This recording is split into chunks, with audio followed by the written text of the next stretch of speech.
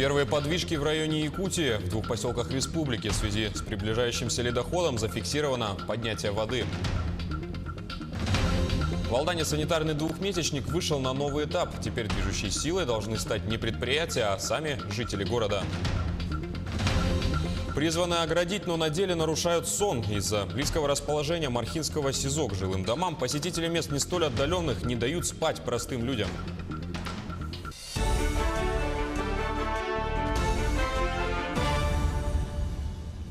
Вы смотрите новости в прямом эфире на Якутия-24. В студии работает Василий Раченко. Мы расскажем вам о главных событиях к этому часу. Подвижки льда на реке Лени наблюдаются в районе республики. Об этом сообщает единая диспетчерская служба Ленского района. Цитата: «Сегодня по состоянию на 10 утра подвижки льда на Лени происходят возле населенных пунктов Витим и Пеледуй». Гидрологическая обстановка на данный момент, в частности на 10 часов утра 3 мая 2018 года, обстоит следующее. В районе населенных пунктов Пеледуй и Витим наблюдаются подвижки льда по реке Лена. На 10 часов утра уровень воды поднялся в районе поселка Витим до 6 метров. И в районе Пеледуя у нас 346 сантиметров, то есть чуть более 3 метров. Уровень реки. Для аптек и производителей лекарств, завышающих цены на жизненно важные препараты, введут санкции. Несмотря на то, что государство регулирует отпускные цены, денежного наказания для производителей за некорректное формирование цены до сих пор не было. Законопроект подготовлен по поручению правительства. В Минздраве же рассчитывают, что он вступит в силу с 1 декабря этого года. По данным Росздравнадзора, цены на эти препараты снизились по итогам года на 1,8%. Последний раз эти лекарства дешевели в 2013 году, там они упали на 0,6%. Отметим, что в перечень жизненно важных препаратов входит более 700 лекарственных средств, от аскорбиновой кислоты до новейших противоопухолевых препаратов.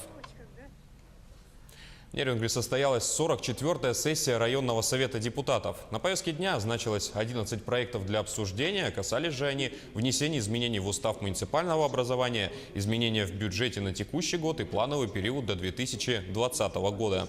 Также на слушании был вынесен отчет главы района. Депутаты утвердили его с оценкой «удовлетворительно». Кроме того, рассмотрели вопросы изменения границы и площади ресурсного резерва «Восток», а также о внесении изменений в решении Совета депутатов о создании контрольно-счетной палаты. Контрольно-счетный орган, который мы создали еще в 2011 году, да, он действительно считается надежным тылом при принятии решений Нерюнгрийского районного совета депутатов. Депутаты сегодня отработали дружно, сплоченной командой, и, как говорится, результат налицо. В Алдане завершается первый этап двухмесячника по саночистке. В этот период основные задачи возлагались на руководителей предприятий, а во втором этапе потрудиться предстоит уже самим жителям. В мае пройдут массовые субботники и мероприятия по благоустройству. Готовы ли алданцы взять в руки скребки и лопаты, узнавала Татьяна Вахнина. В Алдане продолжается санитарный двухмесячник, стартовавший в последнюю декаду марта. На первом этапе ряд задач предстояло выполнить руководителям предприятий, ведущих деятельность на территории города. Первый этап подходит к завершению и передает эстафету второму, когда к массовым субботникам и мероприятиям по благоустройству подключиться предстоит жителям. Активность они особо не проявляют, конечно, но тем не менее ведем переговоры, скажем так. Народ выходит на субботники, помогает. Коррективы в график уборки порой вносит погода, однако на активность граждан она не влияет. Ежегодно в массовых субботниках принимают участие все больше алданцев. Конечно, важно. Я считаю, что каждый житель должен возле своего дома навести порядок. И мы всегда принимаем участие. Конечно, нужно, да, принимаю. Иногда возле дома, постоянно вокруг дома, возле магазина, где я работаю, мы там тоже уборки часто проводим. Я думаю, что нужно, но жалко, что до 9 мая снег не успевает стаять. У нас во дворах особенно. Где-то он стаивает, мы успеваем делать. А вот у нас мы не успеваем к 9, мы позже делаем, когда все растает. Уборка снега и прошлогоднего ссора, вывоз мусора, очистка и благоустройство придомовых территорий. Работы хватит всем, было бы желание. Последнее, как показывает жизнь, присутствует не всегда и не повсеместно. Я не знаю, почему молодежь не выходит, даже около нашего дома. Это ужас. И убирает только одни пенсионеры, по-моему. А молодежь вообще или стесняется, или это им не нужно. Не знаю почему. С наступлением весны улицы и дворы обретают вид неприглядный. Убрать природный ссор несложно. Главная проблема запущенных улиц заключается в равнодушии общества. Татьяна Вахнина, Сергей Шипачев, Алдан. Шум из СИЗО мешает жителям. В Мархе рядом с домом по улице Якова Петерса 3 расположено новое здание СИЗО. Жители жалуются на крики, шум вокруг их дома. Круглый год с 6 часов вечера до самого утра приходят родственники и друзья к сидевшим и общаются с ними через ограждение, крича друг другу. Жители практически знают наизусть, кто за что сидит и у кого какие проблемы на данный момент. Отчаявшиеся жители несколько раз звонили в дежурную часть изолятора, но пока все безрезультатно. А в дежурной части ссылаются на то, что за ограждением не их территория. И лично мне ответили не один раз. Звоните в 3-й ГОМ. Мы к улице не касаемся. Решайте свои проблемы сами, получается. Ну, года 2-3, наверное, уже началось это все, когда поставили новый забор. Вот здание возвели и поставили забор. И началось у нас, как в санатории сюда ходят. Постоянно переклички, постоянно люди по теплотрассам ходят, выпившие, кричат. У выпускников и их родителей наступила горячая пора – сдача экзаменов. Ровно месяц остался до ЕГЭ. Кому-то достаточно будет лишь 2 обязательных и аттестата, но желающим поступить в вузы потребуется сдать 3, а то и 4 экзамена. Какие предметы выбрали для сдачи выпускники и как проходит их подготовка в Ленске, расскажет моя коллега Светлана Балеева. Почти все ребята уже определились с будущей профессией и выбрали предметы, которые будут сдавать в мае и июне. Кирилл Лаврентьев выбрал для сдачи математику профильного уровня и физику. Он планирует получить профессию инженера. Сегодня молодой человек усиленно готовится к экзаменам. Много занимаюсь. Например, по профильной математике у нас в первой школе проходят курсы. Также в школе мы решаем различные тренировочные работы. Есть у нас в школе определенные дни, где проводятся консультации по профильной математике. А по физике я занимаюсь сам дома.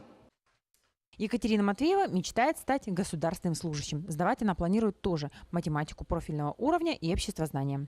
А вот Юлия Золотарева будет писать экзамен по русскому и литературе. Девушка хочет поступить на журфак. Юля признается, что подготовка занимает большую часть свободного времени. Она ходит на курсы и к репетитору. Много читает, решает тесты из интернета.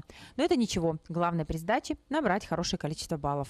Ну да, с приближением этого дня больше становится как-то страха, но понимаешь, что в принципе ты знаешь всю программу, и это как-то более тебе становится от этого легче. В этом году условия сдачи ЕГЭ немного изменятся. Экзаменационные материалы, включая бланки и задания ЕГЭ, печататься будут в аудитории. На сдачу практически каждого предмета выделено от 3 до 4 часов. Обязательными являются русский язык и математика базовая для получения аттестата. Этого достаточно. А для того, чтобы поступить, обязательным является русский язык и 3 предмета.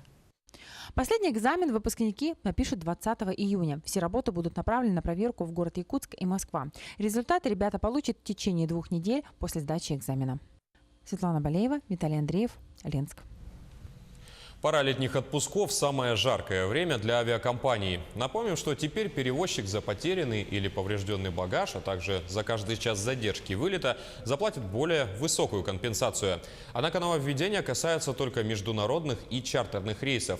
Максимально же размер компенсации за потерю багажа может составить 370 тысяч рублей и около 9 миллионов рублей за причинение вреда жизни или здоровью пассажира.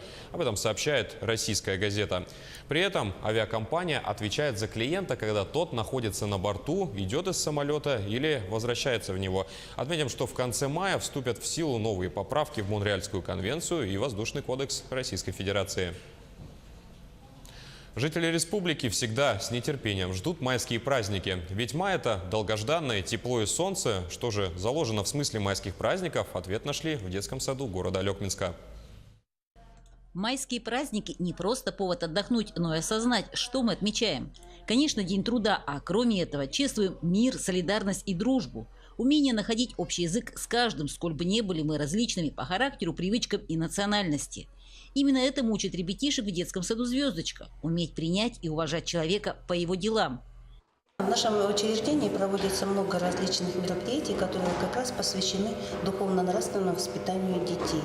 В учреждении отмечаются и празднуются много различных праздников, но они все посвящены и миру, и труду, и, конечно же, самое главное – это дружбе народов.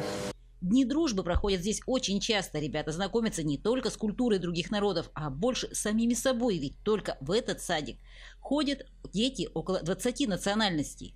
В этот раз своими традициями поделились киргизы. Многодетная семья из 3 детей, например, выросли дети, да? И родители обязательно должны остаться с маленьким ребенком, семья, который самый маленький. Он должен смотреть за родителями, ухаживать за ним в старости. Это его обязанности. Ребятишкам понравились новые друзья, а особенно игры и танцы, ведь здесь можно было и самому попробовать все. А что такое дружба, здесь и так отлично знают. Это когда надо много друзей.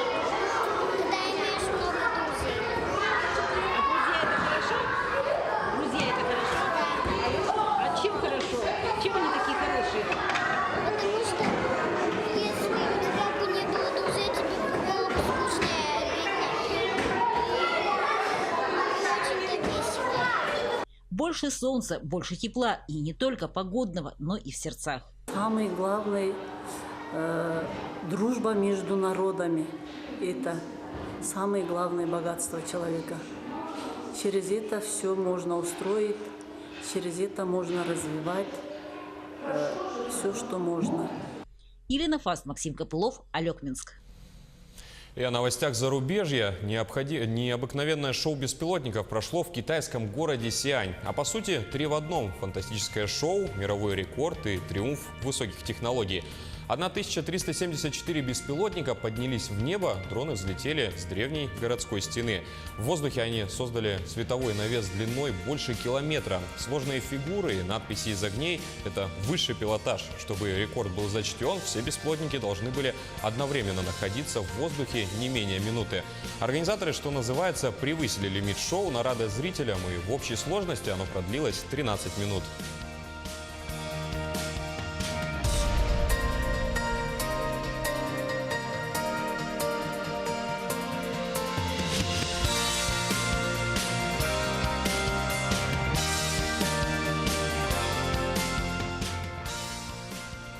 А на этом у меня все. Спасибо за внимание и всего вам доброго.